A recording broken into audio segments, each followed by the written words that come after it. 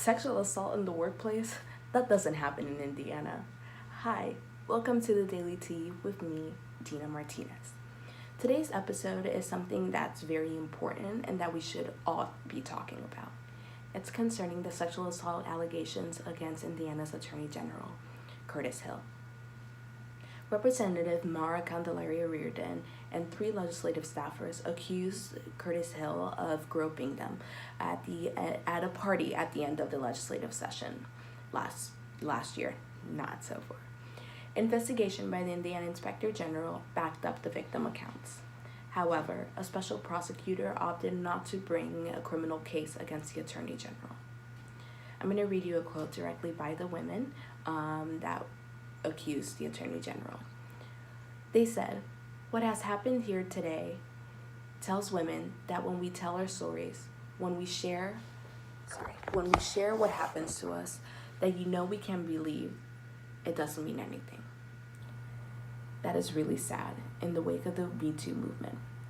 For the past 3 years, we've been constantly telling women, bring your stories and we'll believe you. Bring your stories and we'll seek justice. However, that did not happen in this case. Several Republican leaders called on Hill to resign since the allegations became public last July, including Governor Eric Holcomb and legislative leaders.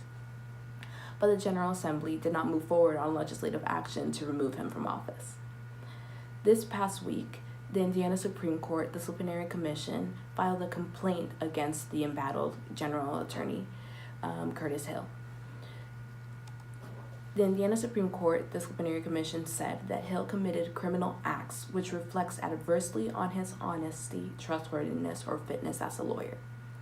The 9-member Disciplinary Commission and its staff investigate complaints of alleged misconduct against attorneys. In its filing, the commission said Hill broke Indiana rules of professional conduct. This means that the complaint, I'm going to read it to you, said, Hill's conduct caused actual or potential injury to his victims and their future careers by forcing them to choose between reporting his conduct or remaining silent. Three of 4 victims were women in their early 20s, had just begun their careers in government, and were subject to sexual misconduct by a powerful state official. That is big. And that's a big deal.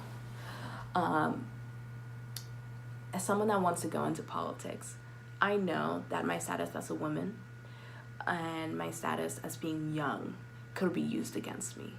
And these 3 young women were brave enough to tell their stories, knowing that it could put their careers in jeopardy. That's why they filed the civil case. That's why they felt that their stories were important, because they wanted to make sure that it didn't happen to anyone else and that it didn't matter what the consequences were, because justice would be sought. The complaint, however, is just the first step of the process of the disciplinary commission. Curtis Hill will have an opportunity to defend himself, and the final decision and potential punishment, if any, is in the hands of the Indiana Supreme Court.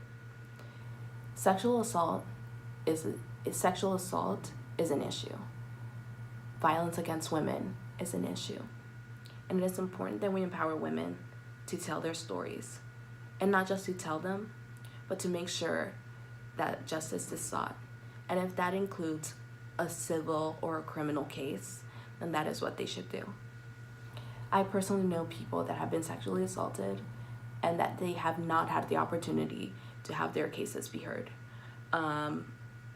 And to have someone in office that could have potentially and allegedly done these things, it's a problem. So we have to make sure that when we are electing people and that when we are talking about it, that we are doing it correctly and that we know who they are. That is what I will leave you on today. If you have any more questions, I can forward you some links or you can just DM me.